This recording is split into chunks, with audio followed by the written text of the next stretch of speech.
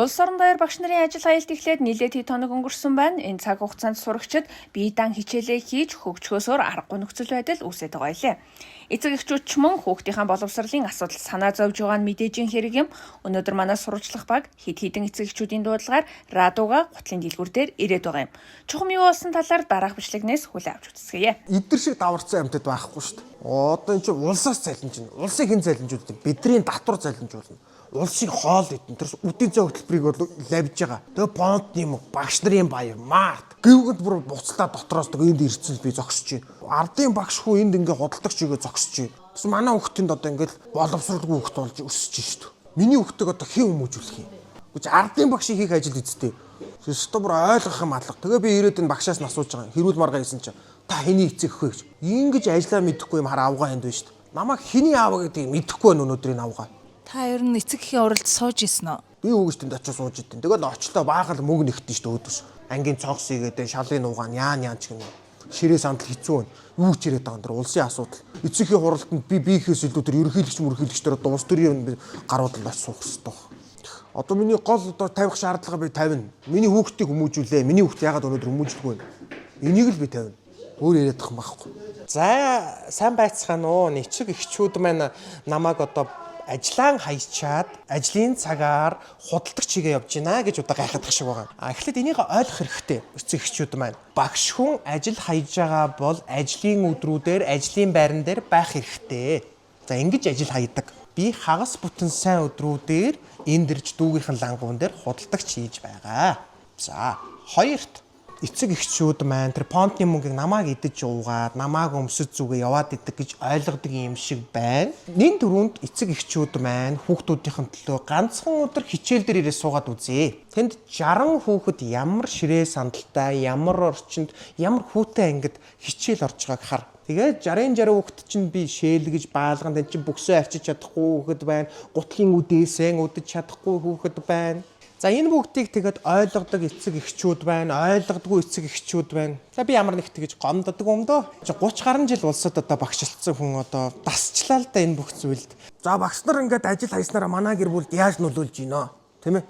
Манай 5-5 хүүхэд хичээлдээ явах байсан. За энэ 5 хүүхэд чинь гэртээ байгаад ирэхээр харах хэрэг болно доо.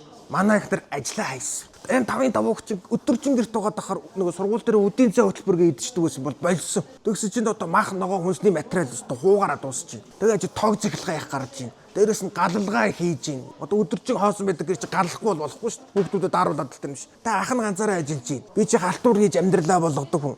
Тэгсэн чинь бензин олцсон. Өдөржин бензин очрлоос. Одоо энэ уулс бол шүү дээ. Хошин шиг цаашаа.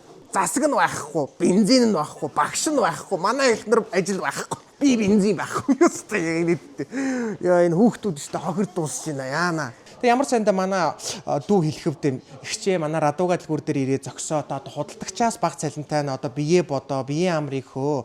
Одоо амьдралаа бодолтой гэсэн. Тэгээ би хагас бүтэн сайндаа л ирж энд нэг давхар одоо ажиллангаа зөксдөг одоо ухаантай юм байгаа юм. Та одоо багшаа болоод энэ ч ингээд худалдагчаар ажиллаж болдгоо юм уу? Гэхдээ яг хөө болохгүй ч байхгүй л дээ. Гэхдээ надад бол дан ганц судалдагч гэхээс илүү хувийн сургуулиудаас зөндөө саналууд ирж байсан. Би одоо хуваа хичээсэн. Одоо өөрийгөө бодсон бол би хувийн сургуульд илүү боломжийн нөхцөл гоё ангид өндөр цалинтай багшлах юу байсан л та. Гэхдээ 60 хүүхдийг та нараа багш хүн бол яавч хайж чаддаг байхгүй юу? Харахаар өрөвдөөд нь шүү дээ тэр 60 хүүхдийг чинь нэрээ. Эцэст нь гэж хэлэхэд сайн багш нараа улс алдаснараа Монголын ирээдүй болсон хүүхэд багчуудын боловсролыг давхар та нар алаад байгаа гэдгийг ухамсартаа нэг тэгэрээ гэж одоо би багш хүний үүднээс хэлье да. Тэгээд минийхөө битгэнэ 5 дахь өгүүлбэртэй бодлого гаргаа бодож байгаа миний хүүхдүүд.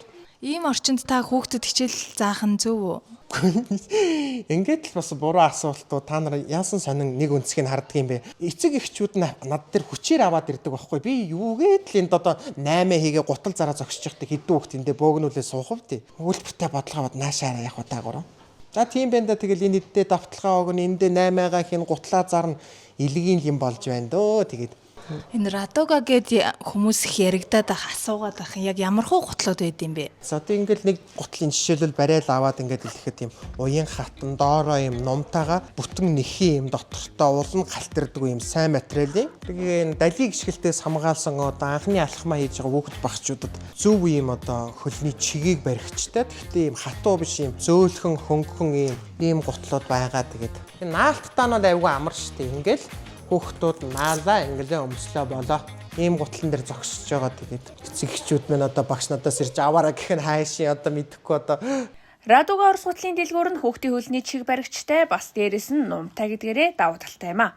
Ардын багш хүн ажлын бус цагаар амьдралаа авч явахын тулд худалдагчийнх нь ёс зүйтэй зүйлөө аль эсвэл хүүхдийнхээ хүмүүжил боловсролыг бусдаас нэгж яваа эцэг эхчүүдийн зөв. Үзэгч та бүхэн минь мэрэгэн оюунда тунгаан үзье.